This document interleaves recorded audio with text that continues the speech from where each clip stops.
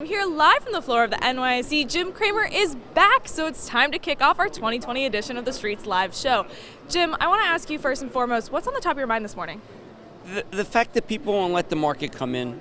I mean, Catherine, it's barely down.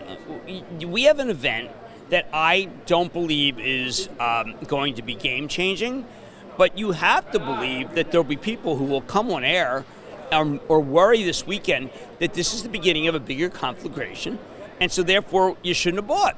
And let's take a random McDonald's. Okay, now McDonald's is unaffected by this. Okay, we know it's unaffected. Someone can spin a story that gasoline prices are going to go up because of this, and you should sell McDonald's. And they've been waiting to put out a negative on McDonald's. I'm just saying this is the way it works. I mean, I've been around.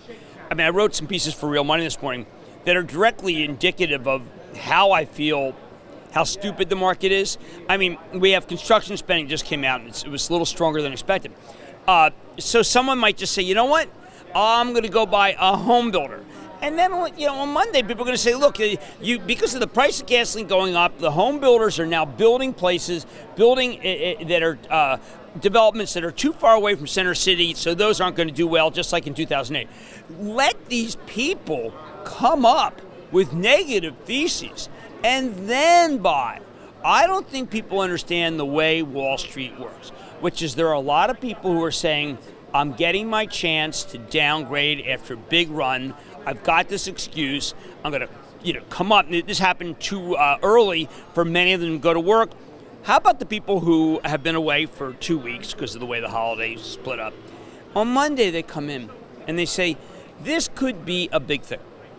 And so we got to sell McDonald's. That's the way it works. So please don't use this already the people who didn't listen to me are already down a lot from when I said don't buy. And it's a long day. It's a Friday. On Monday, a lot of the pros come back. The bears come back. They're endless. They should have had their heads cut off last week. And with the exception of Tesla, which does still make sense to me because they're about to produce cars in China. I've been right for 150 points. Will you shut up? I just think that the market is overbought, and I want it to come down. Now, the event that Jim is referring to is the news that we got late Thursday night, that the U.S. had killed a top Iranian general. Jim, based on that news, we saw the market open, and it was down the Dow was down about 360.8 points at the low. So is today... It has to be revisited because people will bet that there will be genuine retaliation. There will be people who say that the embassy will be taken over, that it'll be very similar to when the U.S. embassy was taken over in Iran. There will be people old enough to remember that, and that with 440 days, you'll get a situation where there are a lot of people who want to sell, with the exception of defense contractors. That's why I don't think it's right to buy Walmart at 118. I mean, let it go to 115. Just give the market time to get more negative. So today you should just shut down your computer. You should just shut down your computer and just let it go?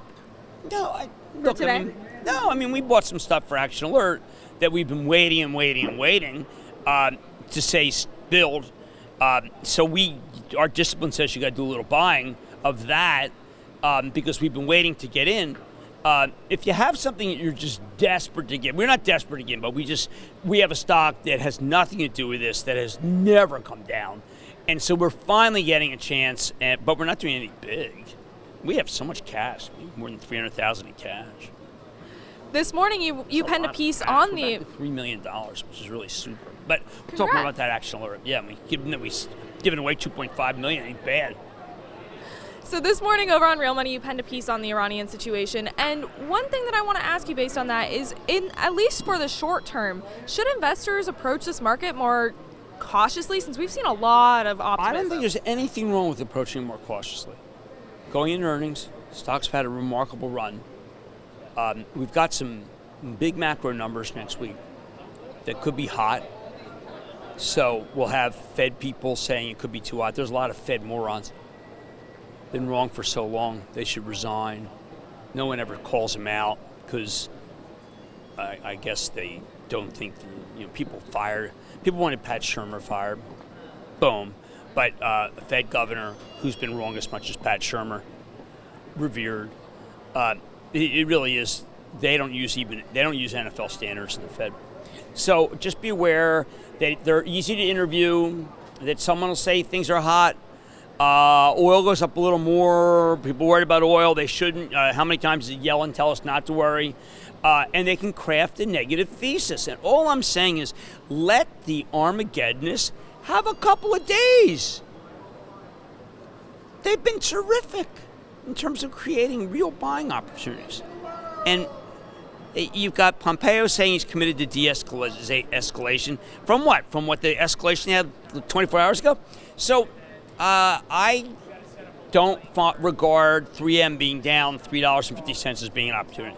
Maybe GE down a little more.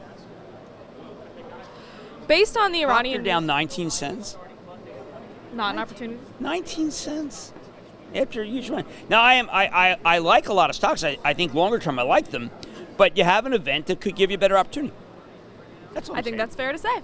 I mean, look, if you've never traded and never been an investor, and say you're at Robinhood and you just get started, I'm telling you, Robinhood people whom I love, thank you for not being brainwashed into thinking you're an idiot. Wait a little. You're not going to... The cost of waiting is remarkably low versus the cost of acting today. And I really do like the Robinhood people because what they are saying is we're not stupid. And you may think we're morons, and you may think we have to do ETFs, and we do like ETFs, but we will buy little bits of stock. And what a great thing, buying a piece of America. I know, boy, that sounds old-fashioned. Let's talk about buying a piece of America. Sure. Based on the geopolitical headlines that we've seen, the Iranian headlines that we've seen in the past 24 hours, I want to ask you, what sectors are you looking at in 2020? I continue to think the banking sector looks cheap. I'm not drawn by the oil sector, but if you want to speculate, it's Pioneer, PXD. I continue to believe that companies that are levered to a weak dollar, we had a real weak dollar. We had 9 straight weeks down. You got to look at those. I remain committed to if any of the industrials do come down, they tend not to come down. I'd like to buy them. And there are some stocks that yield 3 that we've been buying at Action Alerts, and I like them too. All right, Jim, speaking of Action Alerts Plus, it's time to head on over to our Action Alerts Plus daily live show, which we're going to talk about what buying opportunity you guys found in this market this morning. So thank you for joining us, and welcome back. And let it come in. I mean, look, let's say it goes right back. Okay, so you missed it, all right? You missed it. But let's say it's down 500 Dow points. You'll get so many better opportunities. The risk-reward's not great here.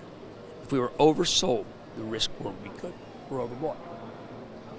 And with that... And I haven't seen you since the NFC East Championship, of which that's not enough.